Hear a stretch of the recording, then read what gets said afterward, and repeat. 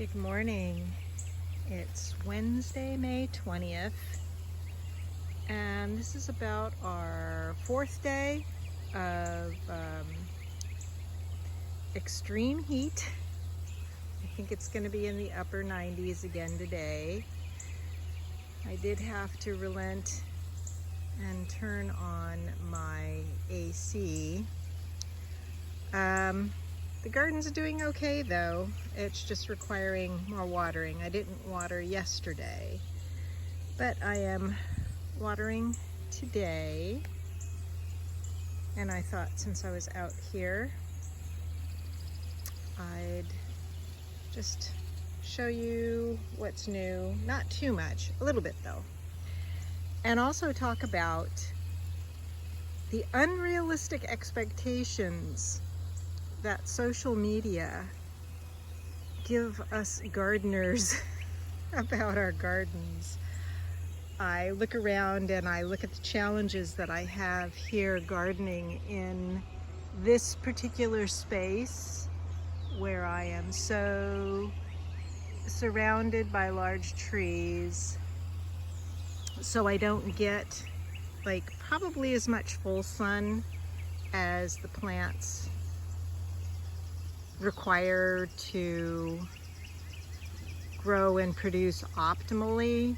But on the other hand, in really hot times, this is to the west, I will at least get afternoon, a little afternoon shade for some of the plants.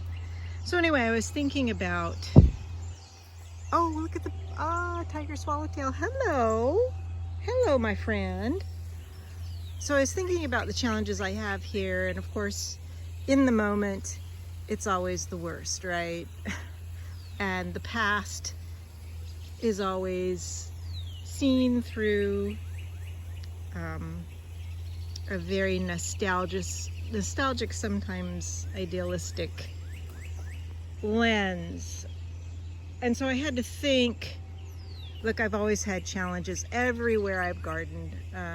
Perhaps even in my late teens, early 20s, when I gardened at my parents' house in Southern California. It was just a small lot, but it used to be, I think it used to be like river bottom at some point, and the ground was just, it was great. There were very few pests because it was Southern California, but I remember we still had like gophers and gophers, I guess, that would pull the plants down under the ground. And so there was always something. And in Arizona, it was like the extreme heat.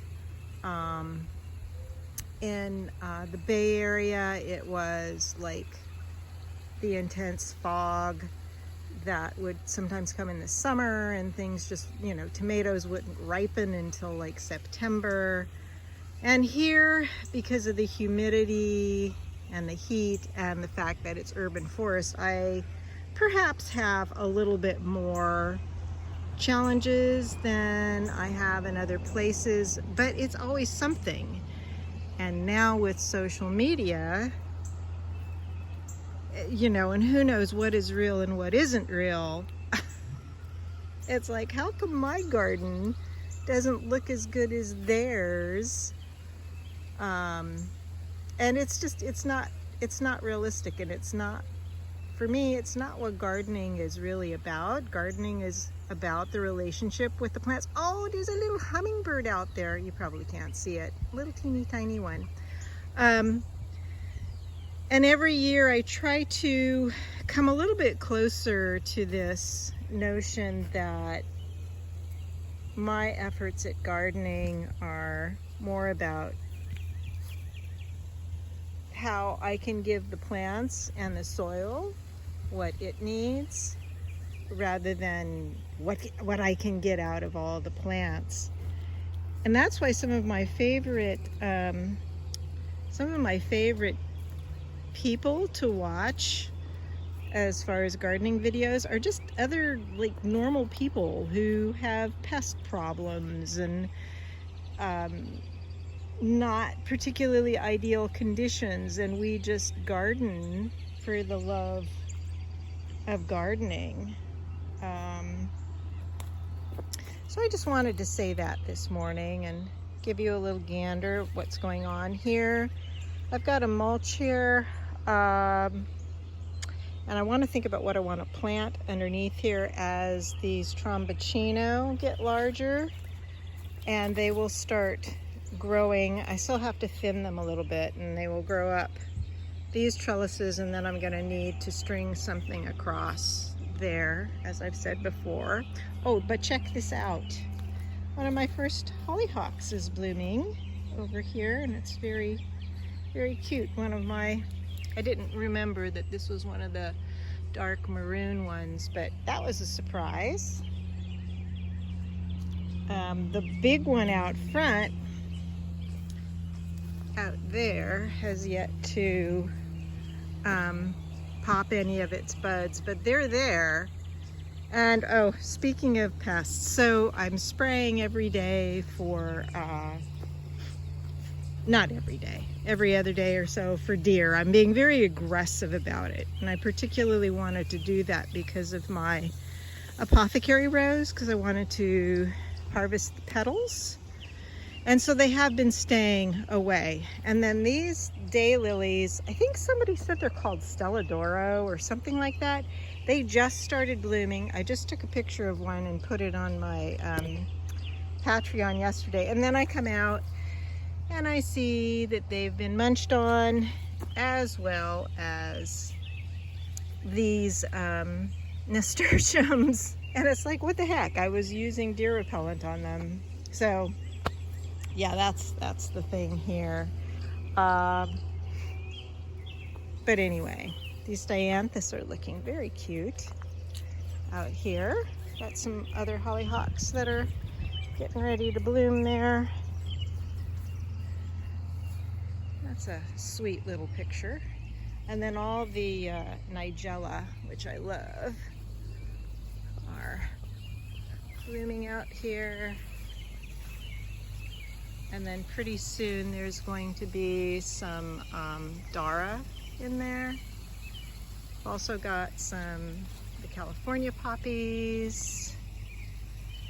My opium poppies, or my poppy seed poppies, bread seed poppies, are not doing quite as well this year as I'd like them to. So I'm going to need to figure out the best way to get them to grow like really in a robust fashion, and that maybe I need to start them inside. Maybe I just need to mix the seed with sand so it doesn't require as much thinning, which is almost impossible.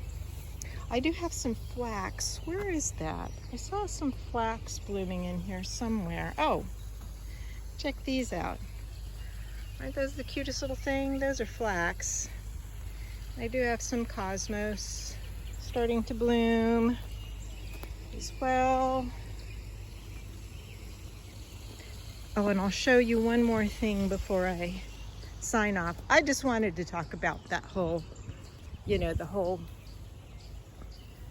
social media thing, and how it makes us gardeners think that, what am I doing wrong? And it has to be perfect, when, for me anyway, I forget what my efforts at gardening really mean to me when I get like overly interested in, the gardening channels and the gardening accounts, especially like on Instagram and things like that. It's like, it's not real. So I wanted to show you, my moonflower is putting up tendrils, so I'm going to have them grow up this and across here. And these roses, I forget the name of these ones that I bought, but oh, they're so pretty. Check it out. And these are a climbing rose too that I got to get to climb. A climbing and fragrant rose. Look at those petals. Those are gorgeous. And then, oh, check this out. What is going on with my serviceberry? Why is it doing that? That is so weird. Maybe it's the heat. I don't know. And then how are our wine berries doing back here? Well, they've been blossoming. I don't know what the fruits look like when they finally start to fruit. The blossoms are very nondescript. Like check it out. Like that's the blossom there. And then I think they close back up and then the berry's in there or something. The ferns and hostas over here are doing okay. Everything is just very, very dry and hot. I'm starting a bunch of new seeds inside. I'm going to be doing melons and curry squash and kabocha squash, and I'm getting grow bags, and I'm thinking of setting them up here, but I will need to figure out what to do to keep the deer from there because they will be there. Oh, one last thing. I keep saying it's the last thing, but look at the elder is blooming. Yay! So pretty. I don't know if I'm going to do anything with the blossoms. Every year I think, oh, maybe I'll make some elderflower champagne, but I don't know. So that's it for this Wednesday, May 20th. Hopefully we will be returning to more seasonal spring temperatures, late spring temperatures, coming up starting tomorrow, and then we will hopefully be having some rain. So anyway, I hope you're all doing well. Don't expect too much out of your gardens. Just give them love. You know, give the plants what they need, and especially the soil. That's all I can say. Okay, bye.